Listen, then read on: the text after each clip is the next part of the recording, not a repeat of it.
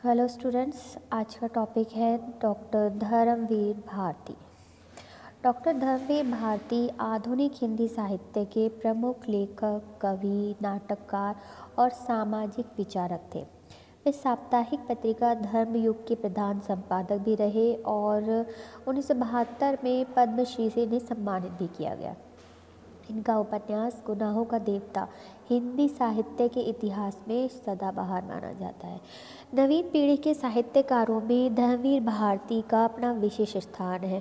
उन्होंने साहित्यिक विधाओं के क्षेत्र में नवीन प्रयोग किए और आधुनिक हिंदी काव्य में अपनी आधुनिक दृष्टि, रोमांटिक प्रवृत्ति, व्यक्तिवादी चेतना तथा सहज जीवंत एवं बोलचाल की भाषा के लिए धर्मवीर भारती जी प्रख्यात हैं। अब इनका एक छोटा सा परिचय देख लेते हैं। पहले इनका पूरा नाम था धर्मवीर भारती। इनका जन्म हुआ था 25 दिसंबर 1926 में इलाहाबाद में, यानी कि उत्तर प्रदेश में। मृत्यु हुई थी इनकी 4 सितंबर 1997 में मुंबई में, यानी कि महाराष्ट्र में।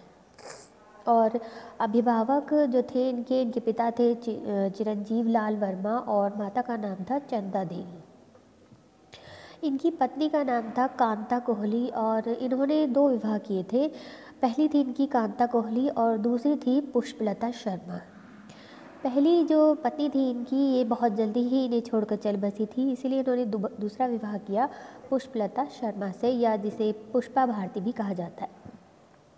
इनकी जो कर्मभूमि थी जहाँ इन्होंने मुख्य रूप से कार्य किया वो थी इलाहाबाद, उत्तर प्रदेश में। और कर्म क्षेत्र, जिस क्षेत्र में इन्होंने कार्य किया वो थे एक लेखक के तौर पर, कवि और नाटककार के रूप में इन्होंने कार्य किया। मुख्य रचनाएं जो थी इनकी वो थी गुनाहों का देवता, सूरज का 7वां घोड़ा, अंधा युग आदि। विषय जो इन्होंने लिखे थे वो थे गद्य, पद्य, नाटक और उपन्यास। इन सभी में इन्होंने अपनी रचनाएं लिखी थी और भाषा जो इन्होंने प्रयोग की थी वो थी हिंदी। इलाहाबाद विश्वविद्यालय से इन्होंने अपनी शिक्षा ग्रहण की और शिक्षा इन्होंने जो ली थी वो थी एमए, जो कि इन्होंने हिंदी से किया था, और साथ ही पीएचडी। पुरस्कार उपाधि के रूप में इन्हें मिला था पद्मश्री, हल्दीघाटी श्रेष्ठ पत्रकारिता पुरस्कार, व्यास सम्मान, साहित्य अकादमी रत्न सदस्यता आदि। अब हम इनको थोड़ा डिटेल में देख लेते हैं। धर्मवीर भारती का जन्म 25 दिसंबर 1926 को इलाहाबाद के अतर सुइया नामक मोहल्ले में एक कायस्थ परिवार में हुआ था।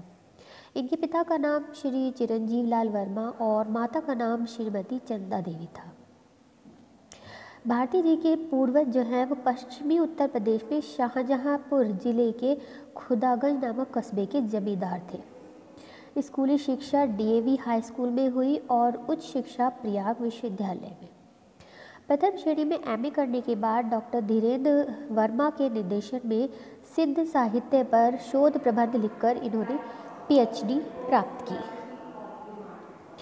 घर स्कूल से प्राप्त आर्य समाजी संस्कार, इलाहाबाद और विश्वविद्यालय का साहित्यिक वातावरण, देश भर में होने वाली राजनीतिक हलचलें और बाल्यावस्था में ही पिता की मृत्यु और उससे उत्पन्न आर्थिक संकट, इन सब ने उन्हें अति संवेदनशील और तर्कशील बना दिया था।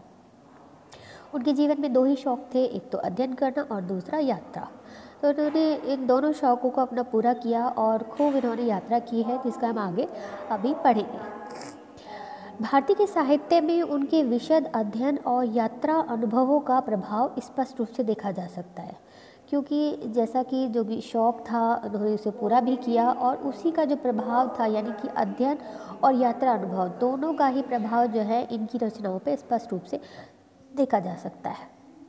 प्रसाद और शरद चंद्र का साहित्य उन्हें सबसे ज़्यादा प्रिय था और आर्थिक विकास के लिए मार्क्स के सिद्धांत उनके आदर्श तो थे, परंतु मार्क्सवादियों की अधीरता और मताग्रहता उन्हें अप्रिय थे। मतलब वो सिद्धांत तो उन्हें लगते थे ठीक है, लेकिन उनकी जो अधीरता है और मताग्रहता है वो उन्हें अच्छे नहीं लगते थे। पश्चिमी साहित्यकारों में शीले और ऑस्कर वाइल्ड भी उन्हें बहुत ज़्यादा प्रिय थे और आलोचकों में भारती जी को प्रेम और रोमांस का रचनाकार माना गया है। मतलब जो भी आलोचक उस टाइम के थे, उन्होंने भारती जी को एक प्रेम और रोमांस से रचित जो रचनाएं हैं उसे लिखने वाला उन्हें माना है। अब बात करते हैं कार्य क्षेत्र। तो स्नातक और स्नातकोत्तर की पढ़ाई जो है ट्यूशन की सहारे चल रही थी। उन्हीं दोनों कुछ समय श्री पद्मकांत मालवीय के साथ अभ्युदय में काम किया।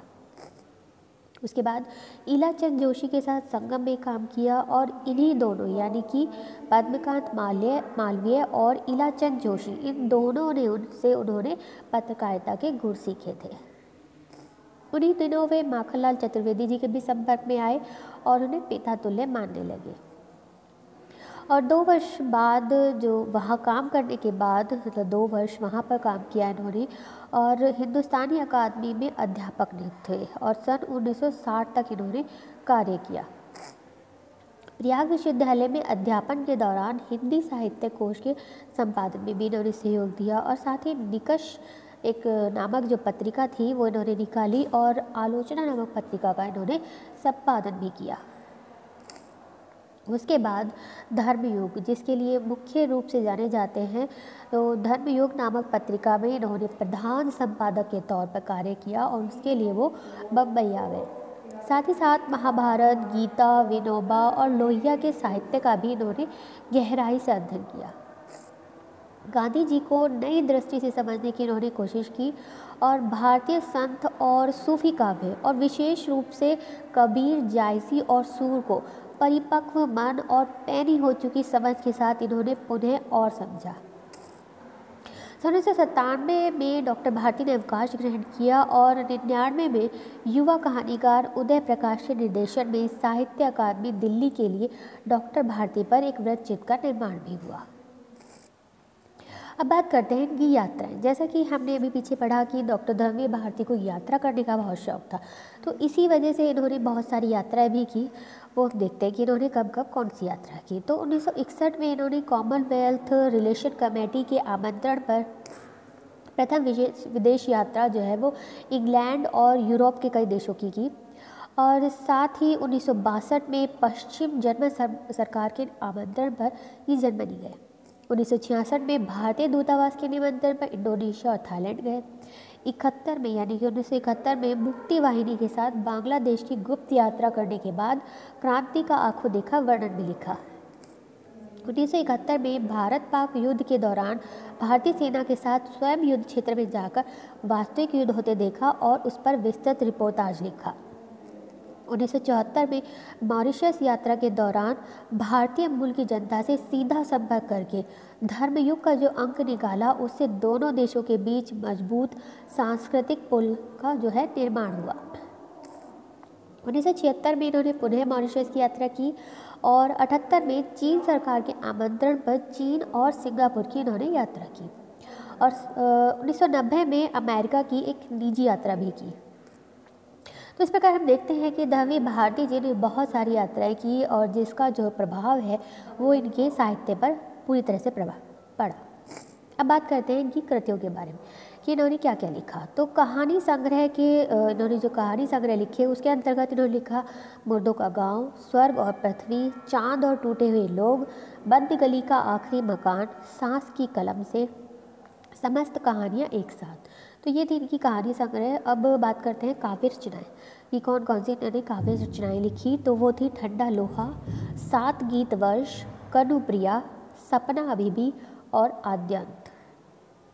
उपन्यास के अंतर्गत इन्होंने लिखा गुनाहों का देवता, सूरज का 7वां घोड़ा, 11 सपनों का देश, प्रारंभ व समापन। ये इनके उपन्यास थे, जिसमें से गुनाहों का देवता जो है इनका बहुत अधिक फेमस उपन्यास था, जिसके लिए इन्हें विशेष प्रसिद्धि प्राप्त हुई थी। निबंध के तौर पर इन्होंने लिखा था ठेले पर हिमालय और पश्यंती। ठेले पर हिमालय जो इनका निबंध था वो भी काफ़ी फेमस हुआ था। अगला है एकांकी व नाटक। एकांकी और नाटक के अंतर्गत इन्होंने लिखा था नदी प्यासी थी, नीली झील, आवाज़ का नीलाम और आदि। तो और पद्य नाटक के अंतर्गत इन्होंने लिखा अंधा युग और आलोचना के अंतर्गत इन्होंने लिखा प्रगतिवाद एक समीक्षा और मानव मूल्य और साहित्य। इस प्रकार हम देखते हैं कि जो धरमवीर भारती जी हैं, उन्होंने काफ़ी कुछ अपनी रचनाओं के अंतर्गत लिखा है। कहानी संग्रह हो, चाहे काव्य रचनाएं हो, उपन्यास हो, निबंध हो, एकांकी नाटक, पद्य नाटक, आलोचना, उन्होंने सभी विधाओं में अपनी छाप छोड़ी है और अपनी रचनाओं के माध्यम से विशेष प्रसिद्धि उन्होंने प्राप्त की है। तो आज के लिए इतना ही। आगे क्या जो है हम अगले लेक्चर में करेंगे। तब तक के लिए थैंक यू।